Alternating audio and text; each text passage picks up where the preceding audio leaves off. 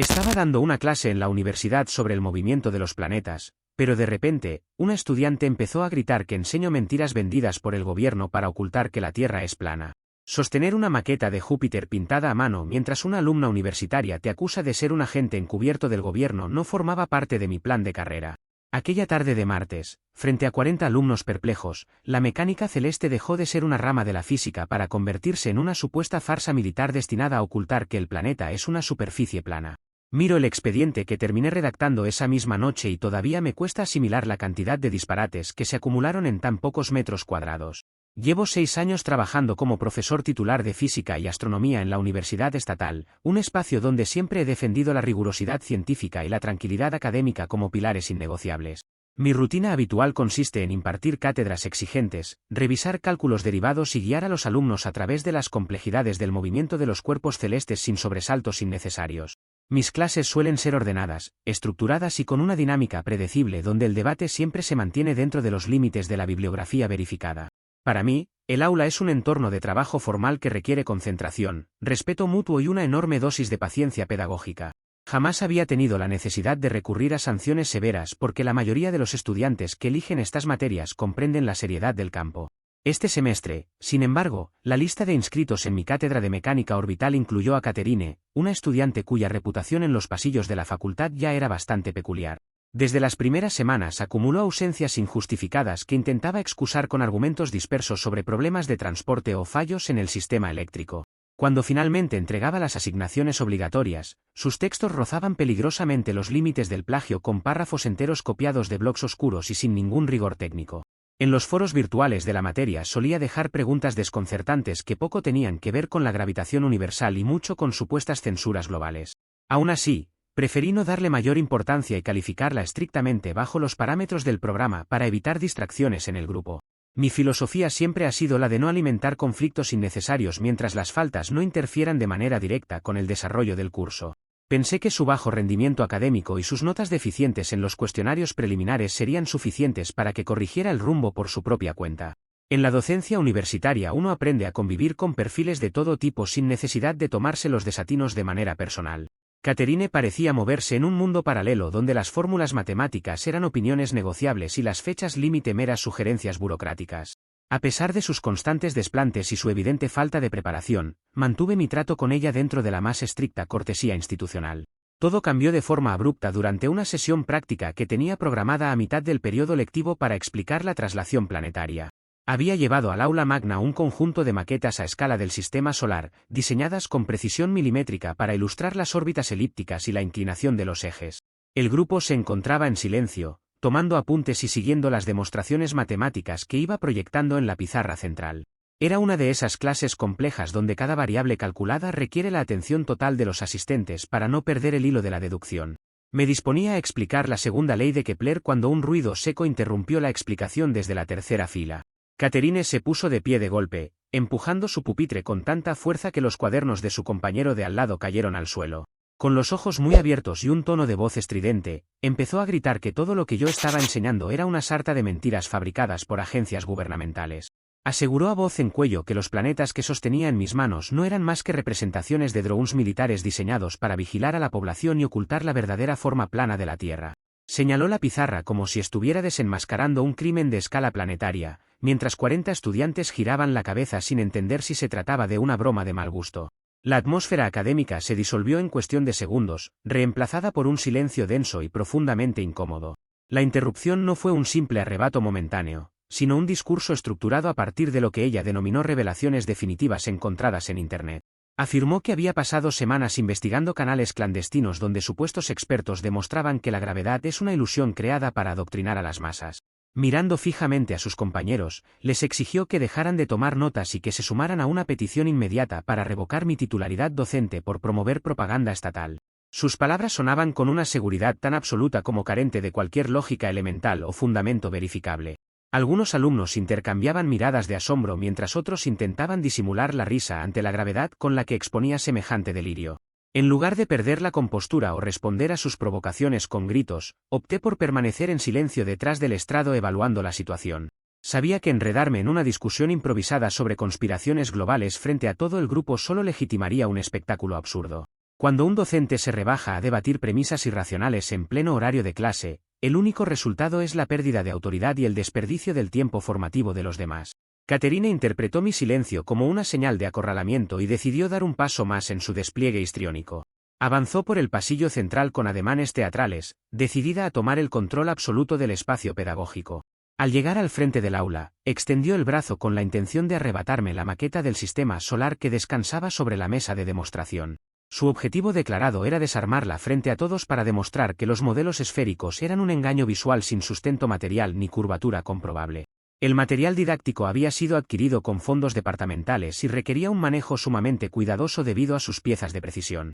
Logré interponer mi brazo con serenidad antes de que sus dedos alcanzaran los soportes de acrílico, resguardando el equipo detrás de mí. En ese instante exacto comprendí que el límite de la tolerancia pedagógica se había superado de manera definitiva y que no había margen para la contemplación. La miré con una expresión completamente neutral, asegurándome de que mi tono de voz no reflejara ni un ápice de molestia o alteración emocional. Le indiqué con claridad que la sesión había sido suspendida temporalmente y le ordené que recogiera sus pertenencias y desalojara el aula de inmediato. Caterine intentó replicar, balbuceando que estaba siendo censurada por los poderes corporativos que supuestamente controlan el plan de estudios de la universidad. No le di espacio para continuar su diatriba y reiteré la instrucción con la misma firmeza gélida, señalando la puerta de salida sin moverme de mi posición. Al notar que nadie en el salón respaldaba su arrebato y que su intento de boicot se desmoronaba, tomó su mochila y salió azotando la puerta. El murmullo entre los estudiantes estalló tan pronto como el eco del portazo se apagó en el pasillo, pero me limité a solicitar orden para dar por concluida la clase. Les pedí disculpas por el incidente, les asigné la lectura correspondiente a la unidad de traslación y recogí mis maquetas con meticulosa calma. Sabía que un episodio de esa naturaleza no podía quedar en una simple anécdota de pasillo sin consecuencias formales. En el ámbito universitario, quien deja pasar una falta de respeto institucional termina convirtiéndose en cómplice involuntario de futuros atropellos. Guardé cada pieza en su estuche acolchado y me dirigí con paso firme hacia el edificio de administración central. Llegué a la secretaría académica con la maqueta bajo el brazo y solicité el formulario oficial para incidentes disciplinarios graves. Me senté en una de las terminales del área administrativa y redacté un informe preventivo detallado, cronológico y desprovisto de adjetivos innecesarios. Describí los hechos tal como ocurrieron, citando las frases exactas de la alumna, el intento de daño a los bienes de la facultad y la interrupción arbitraria de la jornada académica. Adjunté la lista de asistencia de la sesión como respaldo testimonial para evitar que la situación pudiera ser tergiversada posteriormente. Una vez sellado el documento con el recibido formal, me retiré a mi cubículo sabiendo que el protocolo institucional se encargaría de poner cada cosa en su lugar. Comentarios de la historia principal. Usuario Anónimo 1 dice, me parece fascinante la logística que debe tener el gobierno para mantener a Júpiter volando con baterías recargables en el espacio. Supongo que los eclipses son solo momentos en los que bajan a los planetas para hacerles mantenimiento preventivo y cambiarles el aceite. La ignorancia de esta chica ya no es solo académica, es un problema de infraestructura mental. Respuesta de OP, escuchar semejante teoría en un auditorio universitario fue una experiencia entre la vergüenza ajena y el desconcierto absoluto. Lo más trágico de su numerito es que la maqueta que intentó destrozar costaba más que la matrícula completa de su semestre. No sé qué tipo de tecnología cree que usamos, pero mis modelos al menos no requerían conexión satelital para funcionar. Usuario Anónimo 2 dice, no entiendo por qué tuviste tanta paciencia para dejarla hablar durante varios minutos antes de sacarla del aula. Desde el primer segundo en que se puso a gritar debiste llamar a los guardias de seguridad y no esperar a que tocara tu material didáctico. Darle tanto espacio a esa gente solo hace que se crean con derecho a montar un circo. Respuesta de OP, en la docencia universitaria aprendes rápido que ponerte a gritar con alguien que cita vídeos de dudosa procedencia solo te rebaja a su mismo nivel frente a los alumnos. Mi papel era mantener el control del entorno sin convertir el aula en un cuadrilátero callejero. Bastó con registrar cada movimiento para que el informe disciplinario tuviera el peso formal que ahora tiene. Actualización 1. Han pasado 2 semanas desde la última actualización y el ambiente en la facultad comenzó a enrarecerse de una forma que no anticipé. Sin embargo, las cosas tomaron un giro inesperado cuando Caterine decidió que el incidente del aula no era el final de su cruzada, sino el punto de partida para una campaña abierta en mi contra.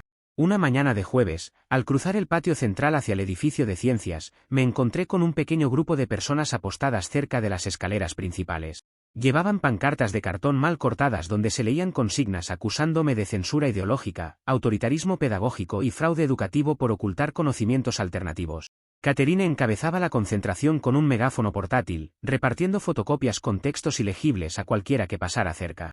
La escena resultaba tan ridícula como perjudicial para la imagen del departamento de física, atrayendo miradas curiosas de alumnos y profesores de otras carreras. Varios colegas se detuvieron a preguntarme con discreción qué estaba ocurriendo, visiblemente sorprendidos por el despliegue de semejante espectáculo en un campus tradicionalmente tranquilo. Me limité a responder que se trataba de un asunto disciplinario en trámite, evitando hacer comentarios que pudieran ser malinterpretados o alimentar la controversia. Sin embargo, la persistencia de las pancartas y el ruido constante generaron una atmósfera pesada que empezó a interferir con el normal desarrollo de mis actividades. Los rumores en los pasillos crecían con rapidez, distorsionando los hechos originales hasta convertir una simple expulsión de clase en un supuesto conflicto de libertades académicas. La situación escaló de manera formal a primera hora de la tarde, cuando recibí una notificación urgente desde la oficina de la decanatura. Olga, la decana de la Facultad de Ciencias, me citó a su despacho para abordar lo que describió en el memorando como una situación de alta sensibilidad institucional. Al ingresar a su oficina, la encontré sentada tras su escritorio con un semblante visiblemente preocupado y una carpeta voluminosa frente a ella. Olga me explicó que Catherine había radicado una queja formal por presunto abuso de autoridad y discriminación intelectual, respaldada por un pliego con 50 firmas de supuestos estudiantes agraviados. La decana parecía abrumada por la posibilidad de que el conflicto trascendiera a instancias superiores o llamara la atención de los medios de comunicación locales. El contenido del documento exigía no solo una disculpa pública de mi parte, sino la intervención inmediata de mi plan de estudios y la suspensión de mis evaluaciones periódicas.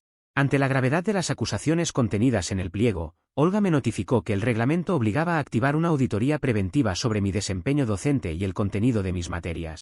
Aquella medida implicaba que mis guías de clase, mis exámenes y mis registros de asistencia quedarían bajo el escrutinio de una comisión evaluadora durante varias semanas. Sentí una profunda molestia al ver cómo un berrinche sin fundamentos lograba activar la maquinaria burocrática de la universidad contra un profesor titular con 6 años de trayectoria intachable.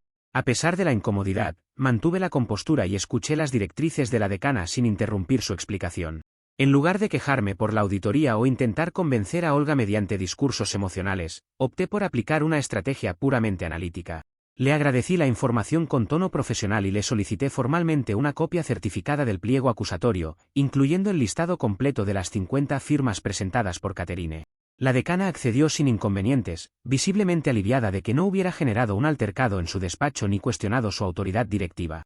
Salí de la oficina con el documento en la mano, consciente de que los rumores en los pasillos seguirían su curso, pero con la certeza de que el papel siempre deja huellas comprobables.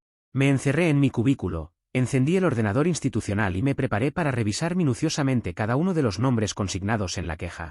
El cotejo de las firmas con el registro central de la universidad no tardó en revelar una serie de anomalías flagrantes que confirmaron mis sospechas iniciales. Catherine había inflado la lista de manera burda y desesperada, asumiendo erróneamente que nadie se tomaría la molestia de verificar la validez de los datos presentados. Más de la mitad de las firmas correspondían a estudiantes de primer ingreso matriculados en facultades completamente ajenas a las ciencias exactas, como Derecho, Bellas Artes y Odontología. Eran jóvenes recién llegados al campus que evidentemente habían firmado cualquier papel en los pasillos sin tener la menor idea de quién era yo ni de qué trataba la materia de mecánica orbital.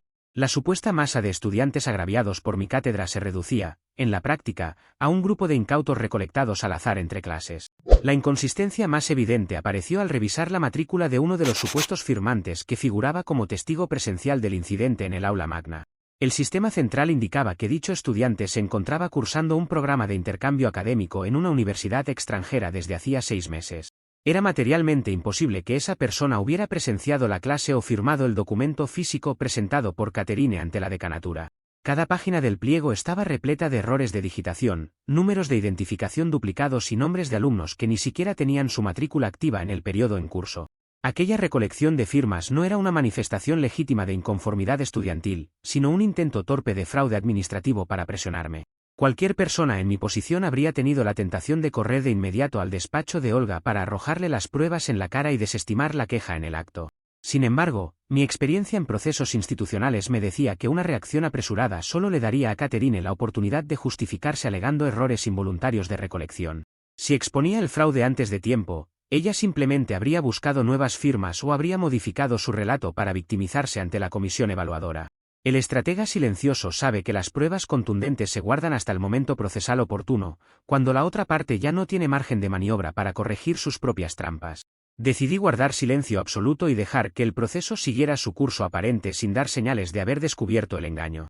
Me tomé el tiempo de imprimir los certificados oficiales de matrícula de cada uno de los supuestos firmantes, sellados digitalmente por el sistema del Departamento de Admisiones.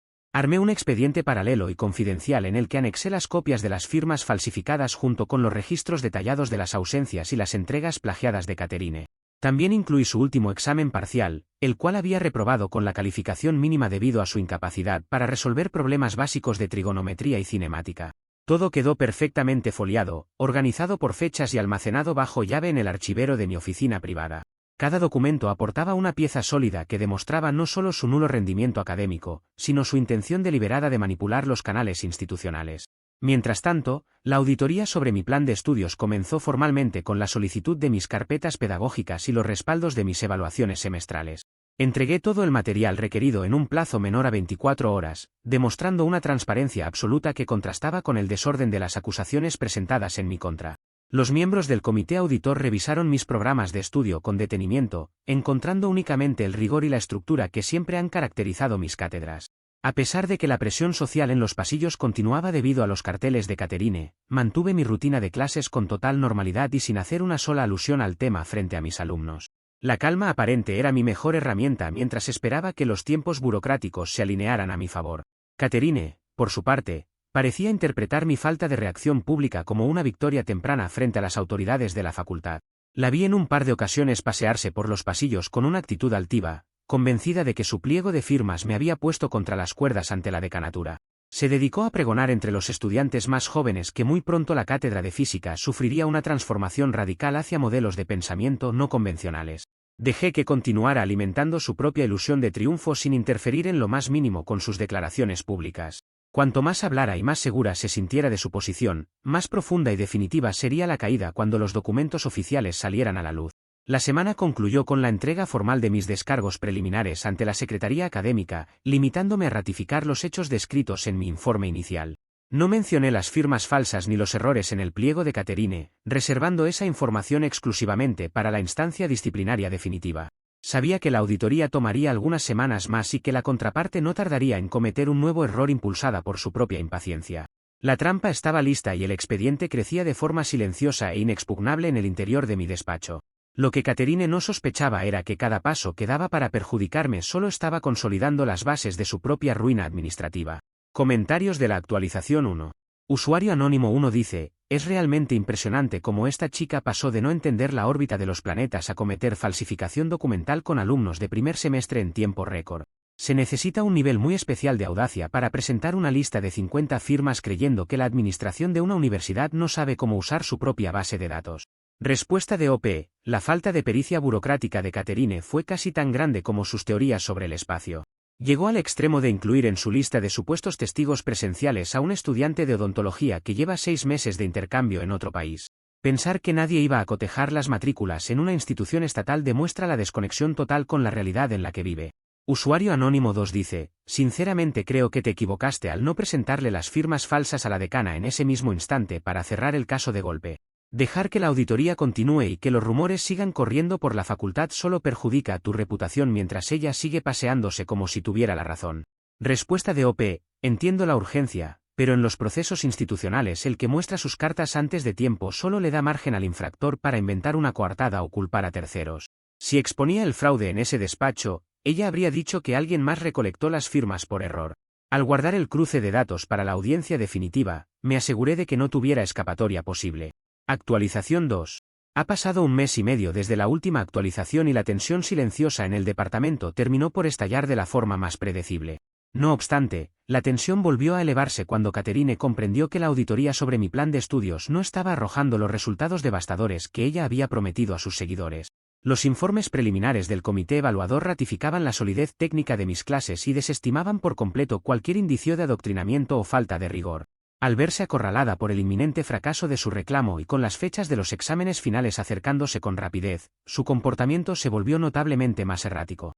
La supuesta seguridad que exhibía en los pasillos mutó en una desesperación evidente que la empujó a buscar una confrontación directa y sin intermediarios. Un martes por la tarde, mientras me encontraba en mi oficina privada revisando los avances de una tesis durante mi horario oficial de asesorías, la puerta se abrió de golpe sin previo aviso. Catherine irrumpió en el cubículo con el rostro desencajado, cerrando la puerta tras de sí con un golpe seco que resonó en todo el corredor departamental. Sin mediar saludo ni respetar el protocolo de atención a estudiantes, comenzó a exigirme a gritos que le otorgara una calificación aprobatoria inmediata en la materia.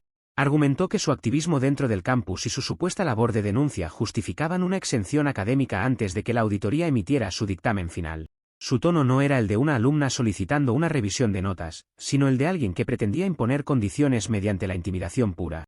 Me mantuve sentado en mi escritorio con las manos entrelazadas sobre la mesa, observando su arrebato con la más absoluta frialdad.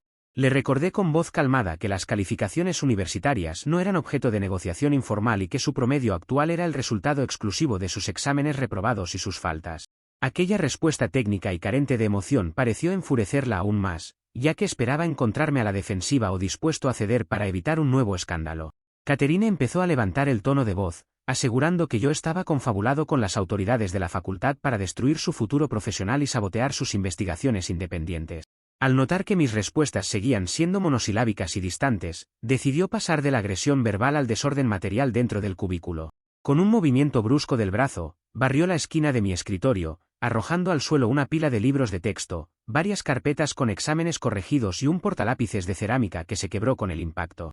Su intención manifiesta era provocar una reacción violenta de mi parte para tener algún argumento tangible que pudiera utilizar ante las autoridades universitarias. Comprendí de inmediato que permanecer sentado en silencio ante la destrucción de bienes institucionales ya no era una opción viable ni prudente.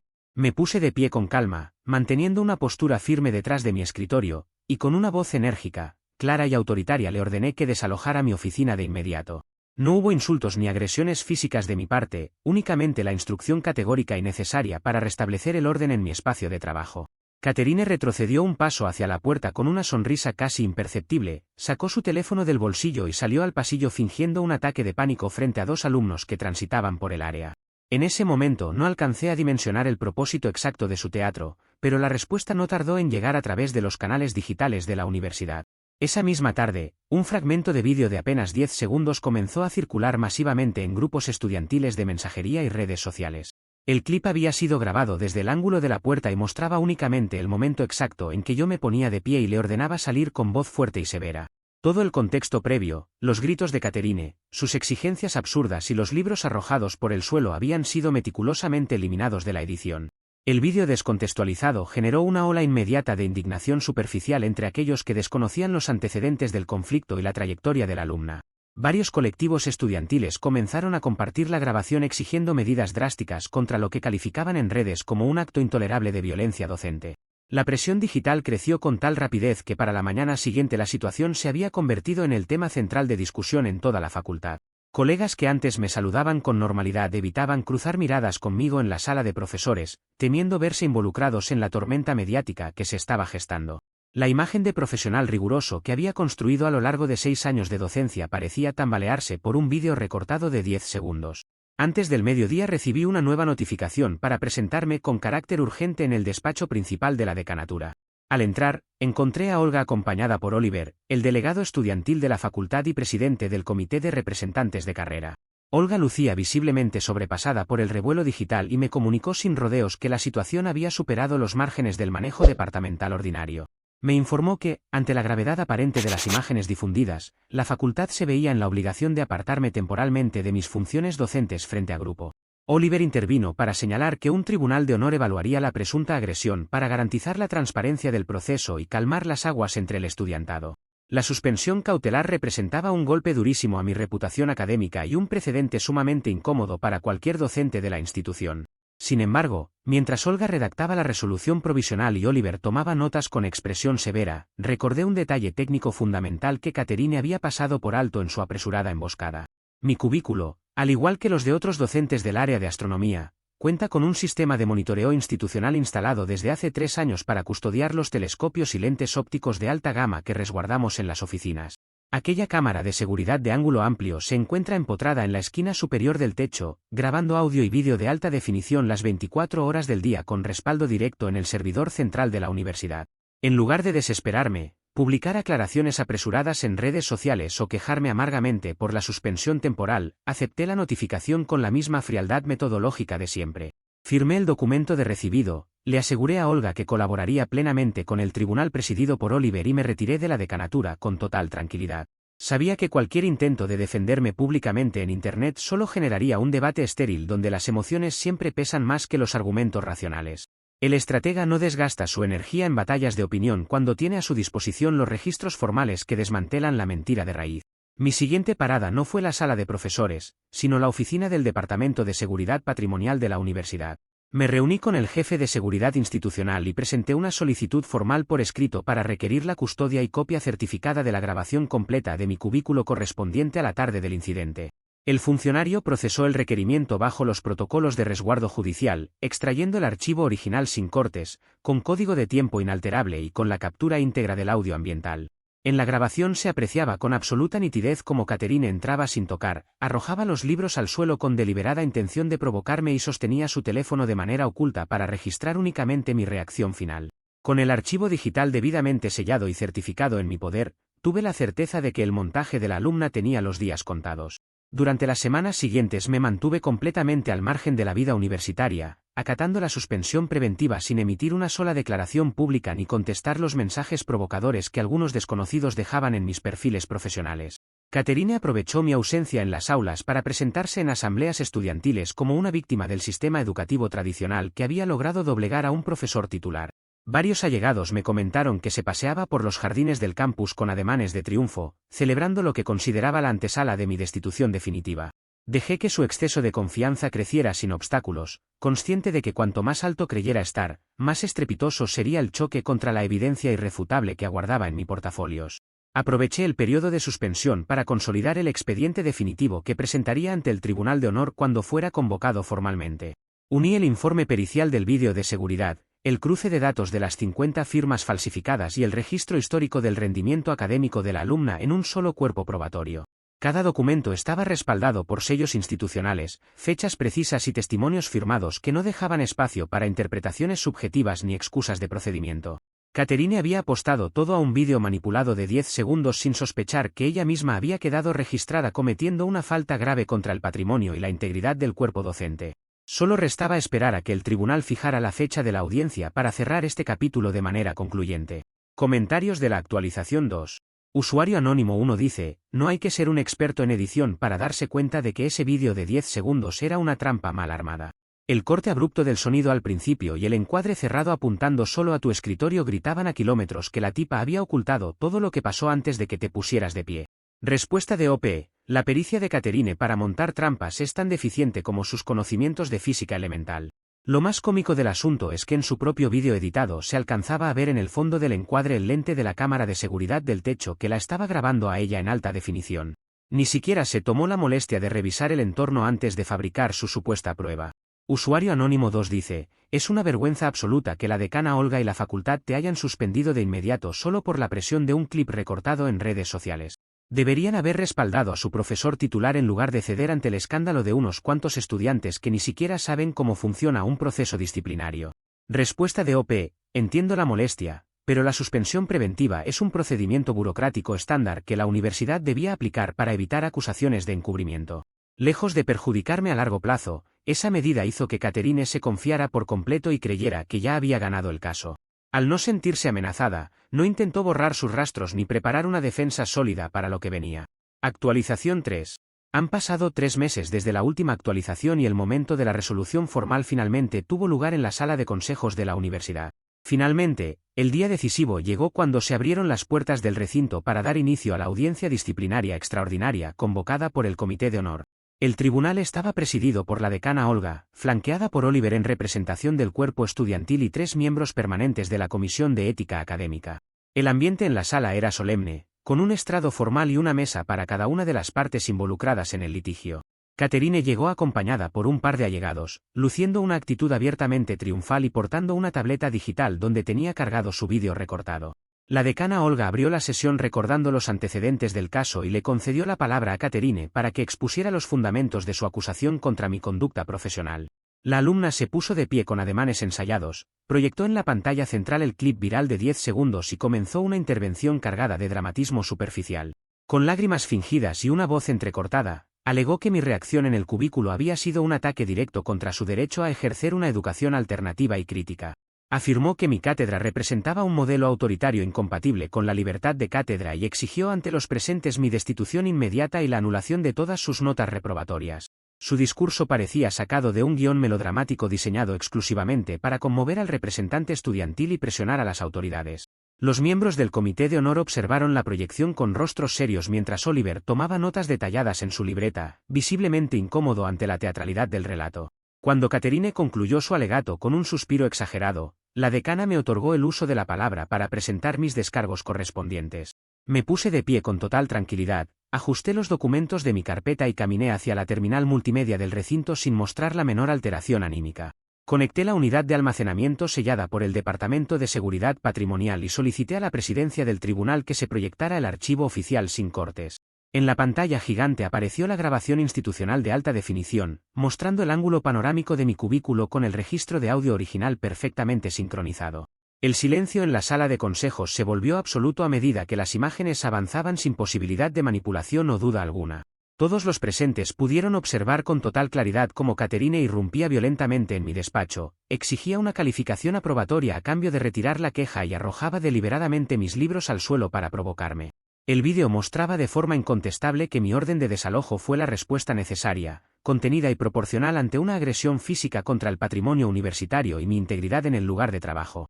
La edición engañosa que Catherine había difundido en redes sociales quedó desmantelada en menos de 2 minutos frente a los ojos atónitos de la decana y del comité en pleno. El rostro de la alumna perdió todo rastro de arrogancia, tornándose pálido mientras intentaba balbucear una justificación que nadie estaba dispuesto a escuchar. Sin darle tiempo a recomponerse, pasé de inmediato al segundo punto de mi defensa y coloqué sobre el estrado el informe pericial del pliego de 50 firmas que había entregado a la decanatura. Le pedí a Oliver que revisara personalmente el cruce de datos certificado por el Departamento de Admisiones y Registro que venía adjunto al documento. El delegado estudiantil tomó las carpetas, cotejó los números de matrícula y comenzó a verificar en voz alta las irregularidades evidentes que figuraban en las hojas. Oliver confirmó ante la decana que Catherine había suplantado la identidad de múltiples alumnos de nuevo ingreso e incluido a un estudiante que se encontraba en el extranjero para fabricar una masa inexistente de quejas. La mirada de Oliver pasó del asombro a la indignación al comprobar cómo la alumna había instrumentalizado a la representación estudiantil para encubrir un fraude deliberado. Sin embargo, la estocada definitiva para desarmar por completo la narrativa de Catherine provino de un documento financiero que solicité directamente a la Secretaría de Investigaciones Científicas de la facultad. Coloqué frente al tribunal los registros de financiamiento académico correspondientes al proyecto de observación astronómica que dirijo desde hace 3 años con fondos estatales. El informe demostraba que Catherine gozaba de una beca estatal para estudiantes de ciencias asignada por la facultad, un beneficio que exigía mantener un promedio aprobatorio constante y una conducta académica irreprochable para su renovación semestral. Todo su montaje, sus pancartas sobre conspiraciones y sus quejas por supuesta censura ideológica no eran más que una maniobra desesperada para evitar la revocación de los fondos tras haber reprobado mi cátedra. La revelación del móvil económico dejó a la alumna en una contradicción insostenible y ridícula frente a todas las autoridades presentes en la sala. Resultaba insólito que la misma persona que denunciaba a la astronomía como un engaño gubernamental cobrara puntualmente cada mes un estipendio financiado por el estudio de esa misma ciencia. La decana Olga revisó los comprobantes de depósito con una expresión de severidad implacable, comprendiendo la magnitud del engaño y la manipulación a la que había sido sometida la institución. Oliver, por su parte, cerró su libreta con un gesto de disgusto y declaró formalmente que el gremio estudiantil no respaldaría en modo alguno conductas fraudulentas que mancharan la ética del campus. Catherine se encontraba completamente cercada por sus propias acciones, sin pruebas válidas y sin aliados dentro del tribunal. Al verse totalmente acorralada y sin argumentos legales a los cuales recurrir, la alumna optó por una última salida que terminó de sellar su ruina definitiva ante el comité. Se puso de pie nuevamente, pero esta vez con la voz temblorosa y los ojos desorbitados por la desesperación del momento. Comenzó a gritar que el tribunal entero estaba comprado por corporaciones satelitales internacionales y que el sistema informático de la universidad había sido alterado para ocultar la verdad sobre la cúpula terrestre. Aseguró que los registros financieros eran documentos falsificados por agencias espaciales para encubrir el adoctrinamiento global y desacreditar su labor de resistencia. Aquella escena final borró cualquier ápice de duda sobre su falta absoluta de juicio y su incapacidad para desenvolverse dentro de una comunidad académica seria. La decana Olga golpeó el estrado con el mazo reglamentario y ordenó a la seguridad del recinto que escoltara a Catherine fuera de la sala de consejos de manera inmediata. Los guardias se acercaron y la retiraron del lugar mientras continuaba lanzando acusaciones incoherentes contra los miembros del comité y el personal administrativo que observaba desde el pasillo. Una vez restablecido el orden, los integrantes del tribunal me ofrecieron una disculpa institucional por los inconvenientes causados por la suspensión preventiva. Me informaron que el proceso de auditoría quedaba formalmente cerrado a mi favor y que el comité procedería a deliberar las sanciones correspondientes para la alumna de acuerdo con el estatuto disciplinario. Salí de la audiencia con la satisfacción del deber cumplido, sabiendo que la verdad técnica y la paciencia estratégica habían prevalecido de forma contundente. Comentarios de la actualización 3. Usuario Anónimo 1 dice, el nivel de descaro de esta mujer superó cualquier límite conocido en la historia universitaria. Estar cobrando mes a mes una beca de ciencias financiada por la propia facultad mientras sale a la calle a decir que el espacio es una mentira es el equivalente a protestar contra una empresa mientras esperas el depósito de la quincena. Respuesta de OP. La ironía de la situación fue sencillamente insuperable cuando Olga vio los recibos de pago sobre la mesa. Catherine no tenía ningún problema en cobrar fondos públicos destinados al estudio estelar mientras publicaba en Internet que las estrellas eran focos reflectores instalados en una cúpula.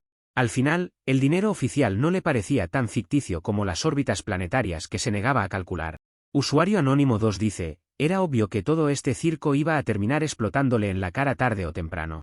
La soberbia y las ganas de figurar en redes sociales siempre terminan cavando la tumba de aquellos que prefieren inventar conspiraciones antes que sentarse a estudiar para un examen de física básica. Respuesta de OP. En el ámbito institucional las bravuconadas y los espectáculos mediáticos tienen una vida útil muy corta cuando se enfrentan a registros certificados. La paciencia y el apego estricto a los reglamentos siempre terminan por aplastar cualquier teatro fabricado. Catherine creyó que un vídeo de 10 segundos podía borrar un expediente académico completo, y la realidad le demostró exactamente lo contrario. Actualización 4. Han pasado 7 meses desde la última actualización y el cierre definitivo de todo este proceso trajo consigo la calma que tanto necesitaba mi labor profesional. Días más tarde, cerré este capítulo cuando me correspondió acudir a la Secretaría General para recibir la copia de la resolución ejecutiva del Tribunal de Honor y el fallo judicial complementario. La Universidad Estatal determinó por unanimidad la expulsión inmediata y definitiva de Catherine de todas las carreras de la institución, cancelando de forma permanente su matrícula estudiantil. El dictamen asentó la gravedad de las faltas cometidas, señalando de manera explícita la falsificación deliberada de documentos oficiales, la suplantación de identidad y el hostigamiento sistemático hacia el cuerpo docente. Asimismo, su historial académico fue formalmente anulado, cerrándole cualquier posibilidad de reingreso o transferencia a otras facultades del sistema público. La resolución no se limitó únicamente al ámbito disciplinario interno, ya que el Departamento Legal de la Universidad impulsó acciones jurídicas por los perjuicios institucionales derivados del caso. El proceso por difamación y fraude financiero concluyó con una orden judicial que obligó a Catherine a reembolsar la totalidad de los fondos percibidos a través de la beca gubernamental de ciencias. Cada mensualidad que había cobrado de manera indebida mientras saboteaba el proyecto fue catalogada como daño patrimonial sujeto a restitución obligatoria con intereses legales acumulados. Aquella medida garantizó que el presupuesto del Departamento de Física fuera reintegrado íntegramente para beneficio de los estudiantes que realmente dedican su tiempo al estudio serio de la ciencia. La sanción económica representó un recordatorio contundente de que las acciones fraudulentas conllevan responsabilidades reales y de largo alcance. Por mi parte, fui restituido en mi cátedra de mecánica orbital con un reconocimiento explícito por parte del Consejo Directivo de la Facultad, destacando la integridad demostrada durante el proceso. Al reincorporarme a las aulas, encontré que el número de alumnos inscritos en mis materias había aumentado considerablemente respecto a los periodos anteriores. Los estudiantes asistieron a las clases con un entusiasmo renovado y una dedicación notable, generando un ambiente de trabajo enriquecedor y completamente enfocado en el rigor académico. La experiencia sirvió para fortalecer los lazos de confianza dentro del departamento y reafirmar la importancia de mantener los estándares científicos por encima de cualquier controversia externa. Las sesiones teóricas y prácticas transcurrieron con absoluta normalidad, devolviendo al aula magna la serenidad que nunca debió haberse perdido. El eco de aquel episodio se disipó con rapidez en los pasillos de la facultad, quedando relegado a una anécdota pedagógica sobre la importancia de la evidencia documental. Hace un par de semanas, mientras conversaba en la cafetería con un colega del departamento de matemáticas, me enteré del rumbo que tomó la vida de Catherine tras su salida de la universidad. Me relató que la vio trabajando en el área de almacén y recepción de una modesta tienda de empeño ubicada en las afueras de la ciudad. Fiel a su particular manera de interpretar el mundo, fue sorprendida por los encargados del local intentando convencer a los clientes de que los lectores ópticos de códigos de barras son antenas encubiertas diseñadas para manipular las ondas cerebrales de los compradores. Parecía que, lejos de aprender la lección, había decidido trasladar sus teorías conspirativas al inventario de electrodomésticos de segunda mano. En mi despacho privado, la maqueta a escala del sistema solar descansa ahora sobre la repisa principal, perfectamente limpia, calibrada y con cada planeta ocupando su órbita precisa. La conservo en ese lugar destacado no solo como una herramienta didáctica para mis explicaciones cotidianas, sino como un recordatorio silencioso de que la paciencia metodológica y la verdad comprobable siempre terminan por imponerse frente al ruido más estridente. Las leyes de la física que gobiernan el cosmos siguen funcionando con la misma exactitud milimétrica de siempre, completamente ajenas a los delirios de quienes intentan negarlas. Miro por la ventana de mi oficina hacia el observatorio del campus y confirmo con satisfacción que, al final del día, el universo continúa girando exactamente como debe ser.